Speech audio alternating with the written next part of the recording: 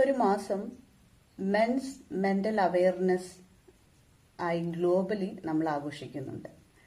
June മാസമാണ് അത്. എന്തുകൊണ്ടാണ് പുരുഷന്മാർക്ക് മാത്രം നമ്മൾ ഒരു മാസം അവരുടെ മെന്റൽ ഹെൽത്തിന്റെ അവയർനെസ് ആയിട്ട്, മെന്റൽ ഹെൽത്ത് അവയർനെസ് ഡേ എന്ന് പറഞ്ഞ്, മന്ത് എന്ന് പറഞ്ഞ് നമ്മളൊരു മാസം ആഘോഷിക്കാനുള്ള കാരണം എന്താണ്? നമ്മുടെ ഇന്ത്യയിലെ കൾച്ചർ എടുത്ത് നോക്കിക്കഴിഞ്ഞാൽ നമുക്കറിയാം, ആൺകുട്ടികളെ നമ്മൾ ചെറുപ്പകാലം മുതലേ വളർത്തുന്നത് എന്താ പറയാ, വിഷമം വരുമ്പോൾ കരയാൻ പാടില്ല, നമ്മുടെ ഇമോഷൻസ് ഒക്കെ സപ്രസ് ചെയ്തുകൊണ്ട് നമ്മുടെ വൾണറബിലിറ്റി ഒന്നും മറ്റുള്ളവരോട് പറയരുത് എന്നുള്ള ഒരു നിയമമാണ് നമ്മൾ കുടുംബാന്തരീക്ഷത്തിൽ നിന്ന് തന്നെ നമ്മൾ ആൺകുട്ടികൾക്ക് പറഞ്ഞു കൊടുക്കുന്നത്. അപ്പൊ അതിങ്ങനെ മനസ്സിൽ രൂപപ്പെട്ട് വന്ന് ആൺകുട്ടികളുടെ ഇമോഷൻസ് ഒക്കെ സപ്രസ് ചെയ്തുകൊണ്ട് അത് ആരോടും ഒന്ന് തുറന്നു പറയാൻ പറ്റാത്ത ഒരവസ്ഥയിലേക്ക് ദേ ആർ ബിക്കെയിം സൈലന്റ്. അവരുടെ ഇമോഷൻസ് ഒക്കെ സപ്രസ് ചെയ്തുകൊണ്ട് അവർ ഒരുപാട് അതിൻ്റെതായ ശാരീരിക ബുദ്ധിമുട്ടുകൾ അവർ അനുഭവിക്കുന്നുണ്ട്. അത് ഇന്ന് അത്ര വലിയ വിഷയമായി കാണാത്തത് നമ്മുടെ ഇന്ത്യയിലെ കൾച്ചർ വെച്ച് നോക്കുമ്പോൾ ആൾമോസ്റ്റ് എല്ലാവരും പറഞ്ഞു കൊടുക്കുന്നത് ഇങ്ങനെയാണ്. ഒന്ന് ഒരു ആൺകുട്ടി കരയുകയാണെങ്കിൽ, അയ്യേ നീ എന്താ കരയുന്നത്, നീ പെൺകുട്ടിയെ പോലെ എന്തുകൊണ്ട് കരയുന്നു എന്നൊക്കെയാണ് നമ്മൾ പറഞ്ഞു കൊടുക്കുന്നത്. അവരുടെ ഇമോഷൻസ് അവർക്ക് എക്സ്പ്രസ് ചെയ്യാനുള്ള അവകാശമില്ലേ? ആൺകുട്ടി ആയതുകൊണ്ട് അവർക്ക് ഇമോഷൻസ് ഇല്ല എന്നുണ്ടോ? അല്ലെങ്കിൽ അതൊന്ന് തുറന്നു പറഞ്ഞു കഴിഞ്ഞാൽ, അല്ലെങ്കിൽ അതൊന്ന് ഓപ്പൺ ആക്കി കഴിഞ്ഞാൽ എന്താണ് അവർക്ക് സംഭവിക്കാൻ പോകുന്നത്? നേരെ മറിച്ച് ഇതെല്ലാം സപ്രസ് ചെയ്തു കഴിഞ്ഞാൽ അവരിൽ ഒരുപാട് ഡിപ്രഷനും ആൻസൈറ്റിയും എല്ലാത്തിൽ നിന്നും ഉൾവലിഞ്ഞുകൊണ്ടുള്ള ഒരവസ്ഥയിലേക്ക് പ്രത്യേകിച്ച് ഇന്നത്തെ ഒരു കാലഘട്ടത്തിൽ പോയേക്കാം. അപ്പോ നമ്മളുടെ 10ൽ ഒരാളെ എടുത്തു നോക്കുമ്പോൾ ഇങ്ങനെ ഇമോഷണലി അവര് ഒരുപാട് ബുദ്ധിമുട്ട് അനുഭവിക്കുന്നതായിട്ടാണ് നമുക്ക് കാണുന്നത്. ഇനി ലോകത്തിലെ ആത്മഹത്യയുടെ എണ്ണം എടുത്തു നോക്കുകയാണെങ്കിലും ഒരു 80% പുരുഷന്മാരാണ് ആത്മഹത്യയിലേക്ക് പോകുന്നത്. എന്തായിരിക്കും ഇതിന്റെ കാരണം? They internally struggles a lot, but they hesitate to talk to others.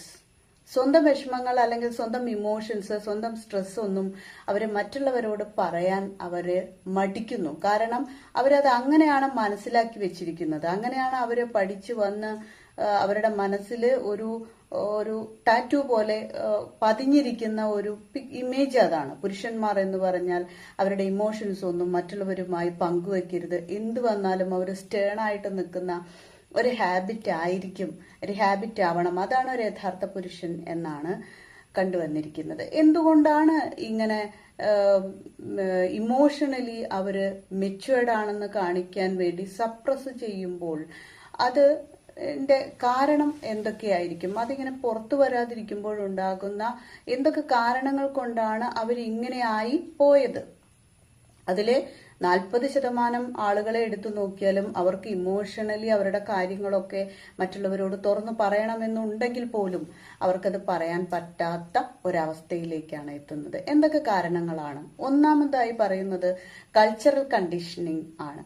അതായത് നമ്മൾ ജനിച്ചു വളർന്ന വീടിലെ അന്തരീക്ഷം മുതൽ തന്നെ നമ്മൾ കണ്ടു വളരുന്നത് ഇങ്ങനെയാണ്. നമ്മുടെ ഇമോഷൻസ് ഒക്കെ, ആൺകുട്ടികളായാൽ നമ്മുടെ ഇമോഷൻസ് ഒക്കെ സപ്രസ് ചെയ്തോളണം, കരയരുത്, അല്ലെങ്കിൽ ഒരു ചെറിയ പ്രശ്നം വരുമ്പോൾ നമ്മൾ അതിൽ നിരാശപ്പെടരുത്, എല്ലാം ധൈര്യത്തോടുകൂടെ നമ്മൾ ഫേസ് ചെയ്യണം എന്നൊക്കെയാണ് നമ്മൾ പഠിച്ചു വരുന്നത്. അപ്പൊ അതിൽ നിന്ന് കവിഞ്ഞ് ഒരാള് പെരുമാറുമ്പോൾ അവര് ആൺകുട്ടി അല്ലേ, അല്ലെങ്കിൽ ആൺകുട്ടികളുടെ അത്ര ശക്തിയില്ല മനസ്സിന് എന്നൊക്കെ പറയുന്നത് കേട്ടിട്ടുണ്ട്. അപ്പൊ അതിങ്ങനെ കേട്ട് വളരുന്ന ഒരു കുട്ടി, ആ കുട്ടിക്ക് ഇമോഷൻസ് ഉണ്ടെങ്കിലും അത് തുറന്നു പറയാൻ അദ്ദേഹം അല്ലെങ്കിൽ ആ കുട്ടി അല്ലെങ്കിൽ ആ പുരുഷൻ മടിക്കുന്നു. അത് ക്രമേണ അവരുടെ ലൈഫിൽ ഒരു തരം ന്യൂട്രാലിറ്റി ഫീൽ ചെയ്യുന്നു.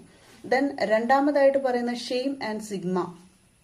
അതായത് ഞാൻ ഇങ്ങനെ എന്റെ ഇമോഷൻസ് ഒക്കെ തുറന്നു പറഞ്ഞു കഴിഞ്ഞാൽ, അല്ലെങ്കിൽ എനിക്ക് ഞാനൊന്ന് കരഞ്ഞു കഴിഞ്ഞാൽ, ഞാൻ ഒരു ആൺകുട്ടികളുടെ അല്ലെങ്കിൽ ആണുങ്ങളുടെ ഇടയിൽ ഞാൻ കൊള്ളരുതാത്തവനാണോ, അല്ലെങ്കിൽ ഞാൻ അത്ര ടെൻഡർ ഹേർട്ടഡ് ആണോ എന്നൊക്കെ മറ്റുള്ളവർ ചിന്തിക്കുമോ എന്ന നമ്മുടെ ഒരു തരം പേടിയല്ല, ഒരു തരം മടി.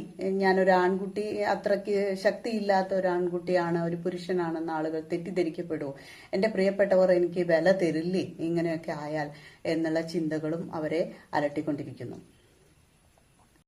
അപ്പൊ അവരുടെ വിഷമങ്ങൾ ഇങ്ങനെ ഉള്ളിലൊതുക്കി അവരെല്ലാം സപ്രസ് ചെയ്യുമ്പോൾ ഉണ്ടാകുന്നത് അവരിൽ ഒന്നുകിൽ ആൽക്കഹോളിക് അഡിക്റ്റ് ആവുകയോ, അല്ലെങ്കിൽ എല്ലാത്തിൽ നിന്നും ഉൾവലിഞ്ഞു പോവുകയോ, അല്ലെങ്കിൽ അവര് ഇമോഷണലി ബാലൻസ്ഡ് അല്ലാത്തത് കൊണ്ട് ശാരീരിക പ്രശ്നങ്ങൾ ഉണ്ടാവുകയോ, ആകെ ഒരു ഇറിറ്റേറ്റഡ് ഫീലിംഗ് അവരിൽ തോന്നുകയോ ചെയ്യും. മൂന്നാമതായിട്ട് പറയുന്നത് ലാക്ക് ഓഫ് സേഫ് സ്പേസ്. അവർക്ക് അവരുടെ അഭിപ്രായങ്ങൾ തുറന്നു പറയാൻ, അല്ലെങ്കിൽ ഇമോഷൻസ് ഒരാളോട് ഒന്ന് പറയാനുള്ള അവസരങ്ങൾ, അല്ലെങ്കിൽ അത്തരം ഒരു ബന്ധങ്ങൾ അവരിൽ ഇല്ല. ഇനി ഒരു പാർട്ട്ണറോടാണെങ്കിലും, ഒരു ഫ്രണ്ടിനോടാണെങ്കിലും, ഒരു പാരൻസിനോടാണെങ്കിലും നമ്മുടെ വിഷമങ്ങൾ പറയുമ്പോൾ അവർ നമ്മൾ ഇച്ചിരി താഴ്ന്നതാണെന്ന് കരുതുമോ, മെന്റലി സ്ട്രോങ് അല്ല എന്ന് അവർ കരുതുമോ, ഇതവർ ആക്സെപ്റ്റ് ചെയ്യില്ലേ, ഇതവർ ഉൾക്കൊള്ളില്ലേ എന്നൊക്കെയുള്ള ചിന്തകളിൽ അവരുടെ മനസ്സിൽ വരുന്നത് കാരണം അപ്പോഴും അവരത് തുറന്നു പറയാതെ അവരിങ്ങനെ മനസ്സിൽ കൊണ്ടു നടക്കും. ഒരു നമ്മുടെ മൊത്തം ജനസംഖ്യ എടുത്തു നോക്കിയാൽ ഒരു 40% ആളുകളും അവരുടെ ഒന്നും ഇമോഷണൽ ആയിട്ടുള്ള സ്ട്രെസ് ഒരിക്കലും, ഹാപ്പിനെസ് എല്ലാവരോടും പങ്കുവെക്കുമെങ്കിലും ഇമോഷണലി ആയിട്ടുള്ള സ്ട്രെസ് ഒരിക്കലും അവര് പ്രത്യേകിച്ച് പുരുഷന്മാർ അല്ലെങ്കിൽ ആൺകുട്ടികൾ പങ്കുവെക്കാറില്ല.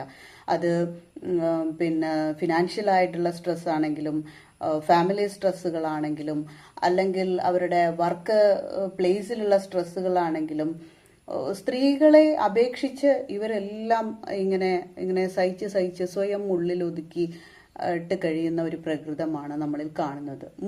അടുത്തതായിട്ട് പറയുന്നത് റോൾ ഓഫ് ട്രാപ്പ് എന്നാണ്. എന്താണ് ഈ റോൾ ഓഫ് ട്രാപ്പ്? ഒരു പുരുഷൻ അല്ലെങ്കിൽ ഒരു ആണെന്ന് പറയുമ്പോൾ അവര് മേ ബി പ്രൊവൈഡർ ആയിരിക്കാം, അല്ലെങ്കിൽ ഒരു പ്രൊട്ടക്ടർ ആയിരിക്കാം, അതും അല്ലെങ്കിൽ പ്രോബ്ലം സോൾവ് ചെയ്യുന്ന ആളായിരിക്കാം, പിന്നെ ബ്രദർ ആയിരിക്കാം, പിന്നെ പാരന്റ് ആയിരിക്കാം, ഹസ്ബൻഡ് ആയിരിക്കാം. അപ്പൊ ഇങ്ങനെയൊക്കെ റോൾ ഉള്ളത് കൊണ്ട് ഒരു ഫാദർ ഇങ്ങനെ ഇമോഷണലി ഇത്രയ്ക്ക് അങ്ങോട്ട് എല്ലാം തുറന്നു പറഞ്ഞ് ഇമോഷണലി ഫ്രീ ആവാൻ പാടുമോ? അല്ലെങ്കിൽ ഇമോഷണലി പറയാമോ, വിഷമിച്ചിരിക്കാമോ, കരയാമോ?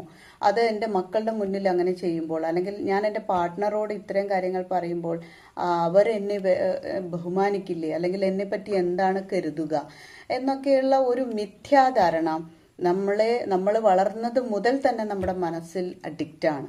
അപ്പൊ അതും നമ്മളിലുള്ള കാര്യങ്ങൾ തുറന്നു പറയാൻ മടിക്കുന്നു. ആളുകൾ അവരുടെ പ്രശ്നങ്ങൾ തുറന്നു പറയാൻ മടിക്കുന്നു.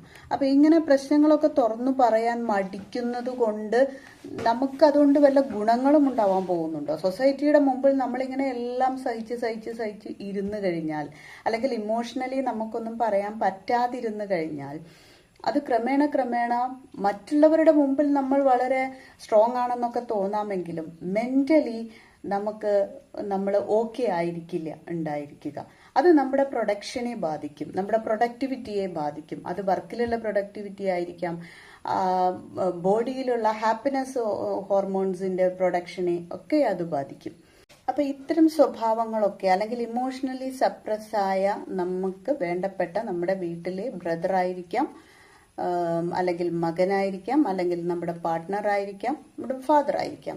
അപ്പൊ അവരിൽ ഉണ്ടാകുന്ന ഈ ഇമോഷണൽ സപ്രഷൻ കൊണ്ട് അത് സ്ത്രീകളെ പോലെ എങ്ങനെ അവര് തുറന്നു പറയുകയോ, അല്ലെങ്കിൽ നമുക്കത് വിഷ്വലി കാണാൻ പറ്റുന്ന, അല്ലെങ്കിൽ പെട്ടെന്ന് തിരിച്ചറിയാൻ പറ്റുന്ന ഒരു ഫോമിലല്ല നമ്മൾ പുരുഷന്മാര് അത് പുറത്തു വിടുന്നത്. അപ്പൊ എങ്ങനെയൊക്കെയാണ് നമുക്കത് മനസ്സിലാക്കാൻ പറ്റുക? നമ്മുടെ പ്രിയപ്പെട്ട ആളുകൾ എങ്ങനെ സപ്രസ്ഡ് ആണ്, ഇമോഷണലി അവർ ഓക്കെ അല്ല, ഇംബാലൻസ്ഡ് ഉണ്ട് അവരുടെ മനസ്സിലെന്ന് നമുക്കത് എങ്ങനെ തിരിച്ചറിയാൻ പറ്റും? അത്തരം ആളുകളിൽ എല്ലാത്തിൽ നിന്നും ഉൾവലിഞ്ഞുള്ള ഒരു സ്വഭാവം അവരിൽ കാണാം. എന്തെങ്കിലും ഫിസിക്കൽ ഇഷ്യൂ ആയി, അല്ലെങ്കിൽ കണ്ടിന്യൂസ് ആയിട്ടുള്ള തലവേദന, അല്ലെങ്കിൽ പിന്നെ ലോ സെക്സ് ഡ്രൈവ്, ഇതേപോലെയൊക്കെയുള്ള കുറെ പ്രശ്നങ്ങൾ അവരുടെ മനസ്സിനാണെങ്കിലും ശരീരത്തിന് ഇടയ്ക്കിടയ്ക്ക് ഇങ്ങനെ ഓരോ അസുഖം വരുന്നു, അല്ലെങ്കിൽ ഒന്നിലും ഒരു ഇൻട്രസ്റ്റ് ഇല്ലാതെ പോകുന്നു. പുതിയ പുതിയ ഇപ്പോൾ ഒരു ജോബിൽ നമ്മുടെ വർക്ക് സ്പേസിലാണെങ്കിലും പുതിയതായ ഒരു കോൺട്രിബ്യൂഷനും നമ്മുടെ ഭാഗത്തു നിന്ന് ഉണ്ടാകുന്നില്ല. നമ്മൾ ആസ് യൂഷ്വലി എന്നാണ് നമ്മൾ ജോലിയിൽ കയറിയത് അതിങ്ങനെ ആസ് യൂഷ്വലി ഇങ്ങനെ ചെയ്തു പോകുന്ന ഒരവസ്ഥ, എപ്പോഴും ഒരു ഉന്മേഷമില്ലാത്ത ഒരവസ്ഥ, തനിയെ ഇരിക്കാൻ തോന്നുന്നു. ഇത്തരം കാര്യങ്ങളിൽ ഏതെങ്കിലും ഒന്ന് നമ്മുടെ പ്രിയപ്പെട്ടവർ കാണിക്കുന്നുണ്ടെങ്കിൽ അതിനർത്ഥം എല്ലാ ഫിസിക്കൽ പെയിൻസും നമുക്ക് അസുഖം വന്നതുകൊണ്ടായിരിക്കില്ല, മനസ്സിലുള്ള അസുഖം കൊണ്ടുമായിരിക്കാം. ഒരു പക്ഷേ നോർമലായി പോയി കഴിഞ്ഞാൽ നമ്മുടെ പകുതി ശാരീരികപരമായ അസുഖങ്ങളും മാറി നമ്മളൊരു എനർജറ്റിക്കായി ഹാപ്പി ആയിട്ട് നമ്മുടെ ഒരു ഡേയ്സ് നമുക്ക് മുന്നോട്ട് കൊണ്ടുപോകാൻ കഴിയും. ഇനി ഫിനാൻഷ്യൽ സ്ട്രെസ്സുകളാണ് ഉണ്ടാകുന്നത് അല്ലെങ്കിൽ ജോബ് സ്ട്രെസ്സുകളാണ് ഉണ്ടാകുന്നത് എന്നൊക്കെ പറഞ്ഞ് നമ്മൾ ചിലവരെ അതുപോലെ മുദ്ര കുത്തും. അവന് ഇങ്ങനെയൊക്കെയാണ്, അവന് ജോലിയിലുള്ള ബുദ്ധിമുട്ട് കാരണമാണ് അല്ലെങ്കിൽ ഫിനാൻഷ്യലി ഉള്ള ബുദ്ധിമുട്ട് കാരണമാണ് അവൻ ഇങ്ങനെ ഒരു ഡള്ളായിരിക്കുന്നത് എന്ന് നമ്മൾ അറിയാതെ നമ്മൾ അങ്ങനെ ചിന്തിച്ചു പോകും. പക്ഷെ ഒരിക്കലും അങ്ങനെ ആയിക്കൊള്ളണമെന്നില്ല, എല്ലാ അവസ്ഥകളിലും അങ്ങനെ ആയിക്കൊള്ളണമെന്നില്ല. അപ്പൊ അത്തരം അവസ്ഥകളെ ഒക്കെ കണ്ടു കഴിഞ്ഞാൽ പിന്നെ എപ്പോഴും ഇവരിങ്ങനെ സ്ട്രെസ് ആയിക്കൊണ്ട് പോയി കഴിഞ്ഞാൽ ഒരു അൺസോൾവ്ഡ് ട്രോമയിലേക്ക് അവരത് നീങ്ങുന്നു. അതായത് ചെറുപ്പകാലങ്ങളിൽ അവർക്കുണ്ടാകുന്ന ചില അനുഭവങ്ങൾ വീടുകളിൽ നിന്ന് കിട്ടിയതായിരിക്കാം, അത് ഫിസിക്കലി ഉള്ള അനുഭവങ്ങളായിരിക്കാം, അല്ലെങ്കിൽ മെന്റലി അവരുടെ മനസ്സിനെ ബാധിക്കുന്ന വിഷമമുണ്ടാക്കുന്നതായിരിക്കാം, അല്ലെങ്കിൽ ഇങ്ങനെ ആളുകൾ പറഞ്ഞ് നമ്മൾ ഒന്ന് കരയുകയോ അല്ലെങ്കിൽ എന്തെങ്കിലും ഒരു ഇമോഷൻസ് വരുമ്പോൾ അത് ഓപ്പൺ ആക്കുമ്പോൾ ചെറിയ കൊച്ചുനാൾ മുതലേ നമ്മളോട് പറയുകയാണ് ഇങ്ങനെ പാടില്ല, നീ അങ്ങനെ ചെയ്യാൻ പാടില്ല, നീ കരയാൻ പാടില്ല, അല്ലെങ്കിൽ നീ പെട്ടെന്ന് ഇങ്ങനെ ദേഷ്യപ്പെടാൻ പാടില്ല, നിന്റെ വിഷമങ്ങൾ നിന്റെ മനസ്സിൽ ഒതുക്കണം, അത് മറ്റുള്ളവരെ കാണിക്കരുത്, നീ ഒരു ആൺകുട്ടിയാണ് എന്നൊക്കെ പറഞ്ഞ് നമ്മുടെ മനസ്സിൽ അത് അങ്ങനെ പതിഞ്ഞത് കാരണം നമുക്ക് ഇമോഷണലി കമ്മ്യൂണിക്കേറ്റ് ചെയ്യാൻ ആരോടും കഴിയാതെ വരുന്നു, ഇമോഷണലി തുറന്നു പറയാൻ ആരോടും കഴിയാതെ വരുന്നു. അങ്ങനെ ഉണ്ടാകുമ്പോൾ അല്ലെങ്കിൽ ഞാൻ അങ്ങനെയൊക്കെ ചെയ്തു പോയാൽ എനിക്ക് സൊസൈറ്റിയിലുള്ള എൻ്റെ ഫാമിലിയിലുള്ള ഒരു ഇമേജ് തകർന്നു പോകുമോ എന്ന ഒരു പേടി നമ്മളിൽ തന്നെ പതിഞ്ഞു വരികയാണ്. അപ്പൊ ആ പേടി കാരണം നമ്മൾ മറ്റാരോടും നമ്മുടെ വിഷമങ്ങൾ പറയുന്നില്ല. നോർമലായിട്ട് നമുക്ക് കമ്മ്യൂണിക്കേറ്റ് ചെയ്യാൻ കഴിയണം എല്ലാവരോടും. അത് ആ നോർമൽ കമ്മ്യൂണിക്കേഷനിൽ ഇമോഷൻസ് വരാം, ഹാപ്പിനെസ് വരാം. സന്തോഷമുള്ള കാര്യങ്ങൾ മാത്രം നമ്മൾ ഫ്രണ്ട്സിനോട് കമ്മ്യൂണിക്കേറ്റ് ചെയ്താൽ പോരാ, ഫാമിലിയോട് കമ്മ്യൂണിക്കേറ്റ് ചെയ്താൽ പോരാ, പാർട്ട്ണറോട് കമ്മ്യൂണിക്കേറ്റ് ചെയ്താൽ പോരാ. നമ്മുടെ വിഷമങ്ങളെല്ലാം കൂടെ കമ്മ്യൂണിക്കേറ്റ് ചെയ്യുമ്പോഴാണ് നമ്മുടെ ബോഡി ഒരു ബാലൻസിലേക്ക് മുന്നോട്ട് പോവാൻ സാധിക്കുകയുള്ളൂ. അപ്പൊ നമ്മൾ പറഞ്ഞ് മനസ്സിലാക്കി കൊടുക്കേണ്ടത് നമ്മുടെ കുഞ്ഞുങ്ങളോട്, ആൺകുട്ടികളോട്, പുരുഷന്മാരോട് നമ്മുടെ ഇമോഷൻസ് ഒക്കെ തുറന്നു പറയുന്നത് മെന്റൽ അല്ലെങ്കിൽ ഒരു വീക്ക്നെസ് അല്ല, നമ്മുടെ വീക്ക്നെസ് അല്ല നമ്മുടെ വിഷമങ്ങൾ തുറന്നു പറയുന്നത്, അത് നമ്മുടെ സ്ട്രെങ്ത് ആണെന്ന് പറഞ്ഞ് മനസ്സിലാക്കിയ കുട്ടികൾക്ക് അത്തരം ഒരു പാഠം അവരിൽ ഉണ്ടാക്കി കൊടുക്കുക. നമ്മുടെ സന്തോഷങ്ങൾ മാത്രമല്ല മറ്റുള്ളവരുമായി നമ്മൾ പങ്കിടേണ്ടത്, നമുക്ക് വേണ്ടപ്പെട്ടവരുമായി നമ്മുടെ വിഷമങ്ങളും പങ്കിടണം. ഈ വേണ്ടപ്പെട്ടവർ അത് കേൾക്കാനും തയ്യാറാവണം. ഒരാള് സ്ട്രെസ്ഡ് ആയിട്ട് ഇരിക്കുമ്പോൾ അത് നമ്മുടെ ബ്രദർ ആയിക്കോട്ടെ, പാർട്ട്ണർ ആയിക്കോട്ടെ, ഫാദർ ആയിക്കോട്ടെ, ഈവൻ നമ്മുടെ മോനായിക്കോട്ടെ, കുഞ്ഞായിക്കോട്ടെ, അവനൊന്ന് ഡള്ളായിരിക്കുമ്പോൾ എന്താണ് പ്രശ്നം, ആർ യു ഓക്കെ എന്ന് ചോദിച്ചാൽ, അല്ലെങ്കിൽ എന്തെങ്കിലും ബുദ്ധിമുട്ടുകളുണ്ടോ, ഇമോഷണലി നിനക്ക് വല്ല ബുദ്ധിമുട്ടുകളും ഉണ്ടോ, ഉണ്ടെങ്കിൽ എന്നോട് പറയൂ, അല്ലെങ്കിൽ അമ്മയോട് പറയൂ, അല്ലെങ്കിൽ വൈഫാണെങ്കിൽ വൈഫിനോട് പറയൂ, അല്ലെങ്കിൽ സിസ്റ്റർ ആണെങ്കിൽ സിസ്റ്ററോട് പറയൂ എന്ന് പറയുമ്പോൾ, ഒരു ബെസ്റ്റ് ഫ്രണ്ട് ആണെങ്കിൽ ഫ്രണ്ടിനോട് പറയൂ എന്ന് ആ ഫ്രണ്ട് പറയുമ്പോൾ അത് കേട്ടിരിക്കുന്ന ആ വ്യക്തിക്ക് കിട്ടുന്ന ഒരു ഓപ്പൺ സ്പേസ്, അത് അയാൾക്ക് വളരെയധികം റിലാക്സേഷൻ ആണ് കിട്ടുക. കാരണം എന്നെ കേൾക്കാൻ ഒരാളുണ്ട്, നമ്മളെ കേൾക്കാൻ ഒരാളുണ്ടെന്ന് പറയുമ്പോൾ തന്നെ നമ്മുടെ പ്രശ്നങ്ങളുടെ പകുതിയും നമ്മൾക്ക് ഫേസ് ചെയ്യാനുള്ള ഒരു ധൈര്യം കിട്ടുന്നു. എന്നെ കേൾക്കാൻ ആരെങ്കിലും ഉണ്ടാകുമ്പോൾ, എൻ്റെ വിഷമങ്ങൾ ഞാൻ അവരോട് പറയുമ്പോൾ എനിക്ക് കിട്ടുന്ന ഒരു മാനസിക ആശ്വാസം, അത് നമുക്ക് ഒരു പക്ഷേ നമ്മളുടെ ലൈഫിൽ ഉണ്ടാകുന്ന പ്രോബ്ലം സോൾവ് ചെയ്യാനുള്ള ഒരു സൊല്യൂഷനും കൂടെ നമുക്ക് കണ്ടെത്താൻ കഴിയും. അത് നമ്മുടെ പ്രൊഫഷണൽ ലൈഫിലായിക്കോട്ടെ, നമ്മുടെ ഡേ ടു ഡേ ലൈഫിലായിക്കോട്ടെ, നമ്മൾ പ്രൊഡക്റ്റീവായിട്ട് വളരെ എനർജറ്റിക് ആയിട്ട് മുന്നോട്ട് പോകാൻ നമുക്കൊരു എനർജി തന്നെയാണ് അത് തരുന്നത്. അപ്പോൾ ഒരു ഓപ്പൺ കമ്മ്യൂണിക്കേഷനുള്ള അവസരം നമ്മൾ ഉണ്ടാക്കിയെടുക്കണം. അല്ലെങ്കിൽ നമുക്ക് പ്രിയപ്പെട്ടവർ അങ്ങനെ ഇരിക്കുന്നത് കാണുമ്പോൾ, അല്ലെങ്കിൽ അങ്ങനത്തെ ഒരു സിറ്റുവേഷനിലൂടെ പോണത് എന്ന് മനസ്സിലായി കഴിഞ്ഞാൽ നമ്മൾ അത്തരം ഒരു കമ്മ്യൂണിക്കേഷൻ സ്പേസ് അവർക്ക് തുറന്നു കൊടുക്കുക. Then to find out or to identify the early signs. എന്തൊക്കെയാണ് ഇങ്ങനെ ഇത്തരം ആളുകളിൽ ഉണ്ടാകുന്ന പ്രധാനമായിട്ടും പൊതുവായിട്ട് കാണുന്ന അത് എങ്ങനെയാണ് ഇമോഷനെ സപ്രസ് ചെയ്ത് അത് അവരെ ഫിസിക്കലി മെന്റലി ഒക്കെ ബാധിക്കുന്നുണ്ടെന്ന് നമുക്ക് എങ്ങനെയാണ് മനസ്സിലാവുക? അവർക്ക് കുറച്ചാളുകളെങ്കിലും ഒരു ആൽക്കഹോളിക് സോണിലോട്ട് അവർ പോയിട്ടുണ്ടാവും, കൂടുതൽ ഡ്രങ്കഡ്സ് ആയിട്ടുണ്ടാവും, അല്ലെങ്കിൽ അവർ എല്ലാത്തിൽ നിന്നും ഒഴിഞ്ഞു മാറുന്നുണ്ടാവും, അല്ലെങ്കിൽ എന്ത് തന്നെ വിഷമങ്ങൾ വന്നത് കഴിഞ്ഞാലും അവര് അതിങ്ങനെ ഒരു നോർമലി ഒരു നെവർ മൈൻഡിൽ ഇങ്ങനെ എല്ലാം സഹിച്ച് നിർവികാരമായി ഇരിക്കുന്നുണ്ടാവും. അല്ലെങ്കിൽ ആളുകളുടെ ഇടയിൽ കൂടി നിൽക്കാൻ അവർ മടിക്കും, എപ്പോഴും ഒരു തലവേദന, എപ്പോഴും തനിച്ചിരിക്കുന്നു, എപ്പോഴും ഇങ്ങനെ എന്താ പറയുക, നമ്മൾ മെന്റലി അല്ലെങ്കിൽ കയ്യും കാലും ഒന്നും വെറുതെ ഇരിക്കാത്ത, എപ്പോഴും ഇങ്ങനെ നടക്കുക ഇരിക്കുക അങ്ങനെയൊക്കെയുള്ള കാര്യങ്ങൾ ചെയ്യും. അല്ലെങ്കിൽ ഏറ്റവും ഇഷ്ടപ്പെട്ട് ചെയ്തിരുന്ന ഒരു കാര്യം ഇപ്പോൾ വളരെ താല്പര്യമില്ലാതായി പോകും. അതേപോലെ ലോ സെക്സ് ഡ്രൈവ് ആയിരിക്കും അവർ കാണിക്കുന്നത്. അപ്പൊ ഇങ്ങനെയൊക്കെ അവരിൽ ഉണ്ടാകുമ്പോൾ നമ്മൾ മനസ്സിലാക്കണം, അവരുടെ എന്തെങ്കിലും ഫിസിക്കൽ പെയിനിലൂടെ ആയിരിക്കും ചിലപ്പോൾ അത് പുറത്തു വരുന്നത്. അപ്പൊ ഇത് മുഴുവൻ അസുഖമല്ല, അവരുടെ മനസ്സിനേറ്റ എന്തെങ്കിലും അസുഖമായിരിക്കാം. അപ്പൊ അതൊന്ന് ക്യൂർ ചെയ്യാൻ നമ്മൾ സഹായിച്ചു കഴിഞ്ഞാൽ അത് അവരിൽ ഒരു വലിയൊരളവിൽ ആശ്വാസം തന്നെയായിരിക്കും ഉണ്ടായിരിക്കുക. അപ്പൊ അതാ ഏർലി സൈൻസ് ഒക്കെ കണ്ടുപിടിക്കേണ്ടത്, എന്തൊക്കെയാണ് അവരിൽ ഉണ്ടാകുന്ന മാറ്റങ്ങൾ എന്ന് കണ്ടുപിടിക്കുന്നത് നമ്മൾ പ്രിയപ്പെട്ടവരിൽ തന്നെയായിരിക്കും. പ്രിയപ്പെട്ടവർ തന്നെയാണ് അത് കണ്ടുപിടിക്കേണ്ടതും. അവരോടൊപ്പം എപ്പോഴുമുള്ള, അവരെ മനസ്സിലാക്കാൻ കഴിയുന്ന ആളുകളാണ് നമ്മൾ പ്രിയപ്പെട്ടവർ എന്ന് പറയുന്നത്. അത് സന്തോഷത്തിൽ മാത്രം കൂടെ നിൽക്കുന്ന ആളുകളല്ല. ഒരു ക്രൈസിസ് വരുമ്പോൾ, ഒരു വിഷമഘട്ടം വരുമ്പോൾ അവരെ സപ്പോർട്ട് ചെയ്ത് അവരെ നിരാശയിലേക്ക് വിടാതെ അവരോടൊപ്പം കൂടി നിൽക്കുന്ന ആളുകളാണ് എന്നും അവർക്ക് പ്രിയപ്പെട്ടതായിട്ട് ഏതൊരു വ്യക്തിയാണെങ്കിലും കണക്കാക്കുന്നത്. അത്തരം ഒരു ആളുകളെയാണ് നമ്മൾ ഉണ്ടാക്കിയെടുക്കേണ്ടത്. നെക്സ്റ്റ് ചെയ്യാൻ പറ്റുന്നത്, ഇത്തരത്തിലുള്ള നമുക്ക് എന്തും തുറന്നു പറയാൻ പറ്റുന്ന രീതിയിലുള്ള ഒരു ഗ്രൂപ്പ് ഓഫ് പീപ്പിൾസിനെ, ഒരു പിയർ ഗ്രൂപ്പ്സ് പോലെയുള്ള ഒരു ഗ്രൂപ്പ്സിനെ ക്രിയേറ്റ് ചെയ്യുക. അവിടെ നമുക്ക് എന്തും തുറന്നു പറയാനുള്ള ഒരു സ്പേസ് ആയിട്ട് നമുക്കത് കാണാം. അത് ഗ്രൂപ്പുകളായിരിക്കാം, ത്രൂ മെഡിറ്റേഷനിലൂടെ ആയിരിക്കാം, അല്ലെങ്കിൽ നമ്മൾ ഒരു ഓപ്പൺ കമ്മ്യൂണിക്കേഷനിലൂടെ ആയിരിക്കാം. അങ്ങനെയുള്ള ഒരു കൂട്ടം ആളുകളുമായിട്ട് നമ്മൾ എപ്പോഴും ഒരു ബന്ധം പുലർത്തുക. എനിക്ക് എന്തും തുറന്നു പറയാനുള്ള ഒരു സ്പേസ് ഇവിടെയുണ്ട്.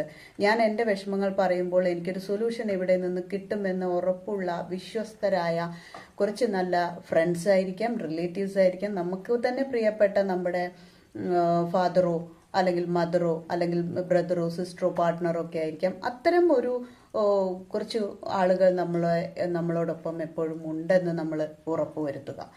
ദെൻ നമ്മളിലുള്ള ഇപ്പോൾ എല്ലാ ആളുകൾക്കും ഒരു തെറാപ്പിസ്റ്റിനെ കാണാനോ അല്ലെങ്കിൽ ഒരു സൈക്കോളജിസ്റ്റിനെ കാണാനോ നമുക്ക് കഴിയാതെ വരും. അപ്പൊ അത്തരം സന്ദർഭങ്ങളിലാണ് നമ്മൾ ഈ പറഞ്ഞ ഒരു കൂട്ടായ്മയുടെ ഗുണം അല്ലെങ്കിൽ അതിന്റെ സ്ട്രെങ്ത് എത്രയുണ്ട് എന്ന് നമുക്ക് മനസ്സിലാവുന്നത്. നെക്സ്റ്റ്, ഒരു നറേറ്റീവ് സ്ട്രെങ്ത് നമ്മൾ ഉണ്ടാക്കിയെടുക്കുക, സ്വയം ഉണ്ടാക്കിയെടുക്കുക. ഞാൻ എൻ്റെ വിഷമങ്ങളൊക്കെ എനിക്ക് വേണ്ടപ്പെട്ട ഒരാളുണ്ട്, അദ്ദേഹത്തിനോട് പറയും, അവരോട് പറയും, അല്ലെങ്കിൽ എൻ്റെ ബെസ്റ്റ് ഫ്രണ്ടിനോട് പറയും, അല്ലെങ്കിൽ എൻ്റെ പാർട്ട്ണറോട് പറയും. അവരെന്നെ മനസ്സിലാക്കും എന്ന ഒരു മനസ്ഥിതിയോടുകൂടി നമ്മൾ അവരോട് തുറന്നു പറയാൻ തയ്യാറാവുക. അങ്ങനെ ഒരു വ്യക്തി നമ്മളോട് അവരുടെ വിഷമങ്ങൾ അല്ലെങ്കിൽ അവരുടെ സ്ട്രെസ്സുകൾ തുറന്നു പറയുന്നുണ്ടെങ്കിൽ നിങ്ങൾ ഉറപ്പിച്ചോളൂ, ആ വ്യക്തി നിങ്ങളെ അത്രത്തോളം, അയാളുടെ ജീവനോളം നിങ്ങളെ വിശ്വസിക്കുന്നു എന്നതാണ് അതിനർത്ഥം. അപ്പോൾ കുറച്ച് സമയം അവർ പറയുന്ന കാര്യങ്ങൾ നിങ്ങൾ കേട്ട് ഇരുന്നു കൊടുക്കുക. നമുക്ക് എന്തെങ്കിലും സൊല്യൂഷനോ അഭിപ്രായങ്ങളോ പറയാനുണ്ടെങ്കിൽ അവരെ പറയുക. അവരെ കുറച്ച് ധൈര്യം കൊടുത്തു കഴിഞ്ഞാൽ അവർക്ക് തന്നെ സോൾവ് ചെയ്യാവുന്ന പ്രശ്നങ്ങളായിരിക്കും ചിലപ്പോൾ ഉണ്ടായിരിക്കുക. ഈ ഒരു മെന്റൽ സ്ട്രെസ് കാരണം ചിന്തിച്ച് അവർക്കൊന്നിനും ഉത്തരം കിട്ടാതെ ഒരു സർക്കിളിൽ ഇങ്ങോട്ട് അകപ്പെട്ട ഒരവസ്ഥയിലായിരിക്കും അവർ. അത്തരം ഒരു അവസ്ഥയിൽ അവരുടെ മനസ്സിലുള്ള കുറെ വിഷമങ്ങൾ തുറന്നു പറയുമ്പോൾ കിട്ടുന്ന ആ ഒരു മൈൻഡിന്റെ ഒരു ഹാപ്പിനെസ് അല്ലെങ്കിൽ ഒരു മൈൻഡ് ലൂസായ പോലെയുള്ള ഒരു ഫീലിംഗ് ആ വ്യക്തിയിൽ ശാരീരികമായും മാനസികമായും ഒരുപാട് പ്ലഷർ ക്രിയേറ്റ് ചെയ്യുന്നു. അതേപോലെ നമ്മുടെ ഹാപ്പി ഹോർമോൺസ് കുറെ ക്രിയേറ്റ് ചെയ്യാൻ കാരണമാകുന്നു. അത് അയാളുടെ പ്രൊഫഷണൽ പ്രൊഡക്ടിവിറ്റിക്കും മെന്റൽ ഫിസിക്കൽ പ്രൊഡക്ടിവിറ്റിക്കും ഏറ്റവും കൂടുതൽ നല്ലതാണ്. മെന്റലി എല്ലാം സൈലന്റായി സഹിച്ച് നിശബ്ദതയിൽ ഇരുന്നു കൊണ്ട് എല്ലാം സഹിച്ചിരിക്കുന്നത് ഒരിക്കലും അവരുടെ ഹെൽത്തിനും ഒരു ബെറ്റർ ഫാമിലി ലൈഫിനും ഒരിക്കലും യോജിച്ചതല്ല. നമുക്ക് പറയാനുള്ള കാര്യങ്ങൾ അത് സന്തോഷമാണെങ്കിലും എന്തു തരത്തിലുള്ള വികാരമാണെങ്കിലും അത് പറയേണ്ട സമയത്ത് പറയേണ്ടവരോട് തുറന്നു പറയാൻ കഴിഞ്ഞാൽ അത് ആക്സെപ്റ്റ് ചെയ്യാൻ പറയുന്ന ആൾക്ക്, കേൾക്കുന്ന ആൾക്ക് അത് ആക്സെപ്റ്റ് ചെയ്യാനും കഴിഞ്ഞു കഴിഞ്ഞാൽ ലൈഫ് വളരെ മനോഹരമായിരിക്കും. അതിനുള്ള കഴിവ് നമ്മുടെ എല്ലാ പുരുഷന്മാർക്കും ഉണ്ടാവട്ടെ. നന്ദി, നമസ്കാരം.